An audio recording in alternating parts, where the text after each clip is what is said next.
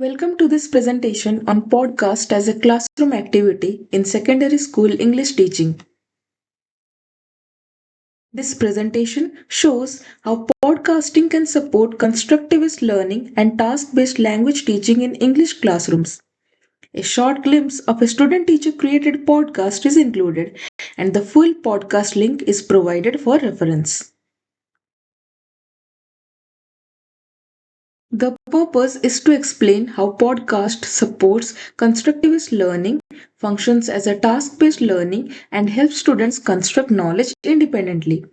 To understand this connection, we must first understand the constructivist approach. Constructivism believes that learners actively build knowledge through experience, reflection, and prior understanding, while the teacher acts as a facilitator. Along with constructivism, another important method related to this activity is task based learning. Task based learning focuses on meaningful tasks where students solve problems and use language to achieve real outcomes. Now, let us see how podcast creates such a learning environment in the classroom. Podcast provides an authentic communicative context where students collaborate, reflect, and explore ideas meaningfully. Let us now examine how podcast reflects constructivist principle in practice. In podcast activity, students explore real issues, develop personal viewpoints, and communicate their understanding, which supports knowledge construction. In the same way, podcast strongly supports task-based learning principles. Podcast has a clear communicative purpose, focuses on meaningful language use, and results in performance-based learning outcomes. This becomes clearer when we look at evidence from our classroom. In our classroom, students discussed teachers' autonomy and demonstrated independent thinking, analytical understanding, and collaborative learning. As a result of this activity, several learning outcomes were achieved. What were your expectations? Honestly, I was very enthusiastic.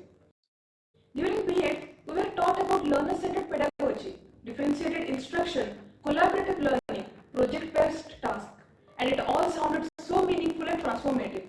I imagined my classroom would be vibrant, interactive, and discussion-based. I wanted my students to explore concepts rather than just memorize them.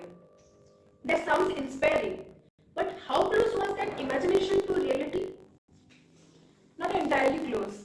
While I did try implementing innovative methods, I quickly realized that there are practical constraints like syllabus pressure, fixed lesson plans, time limitations, and exam oriented expectations. That's interesting. Students developed reflective thinking, confidence in expression, conceptual clarity, critical thinking, and communicative skills. One important strength of this method is its applicability to different topics.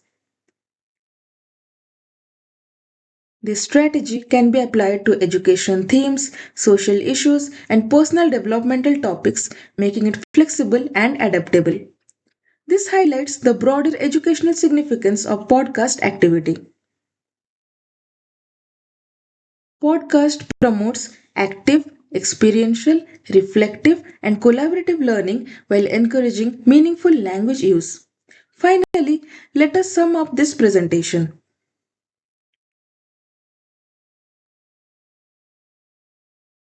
To wind up, podcast activity effectively operationalizes constructivist and task based learning. It makes learning meaningful, reflective, and transferable in secondary education. Thank you, everyone.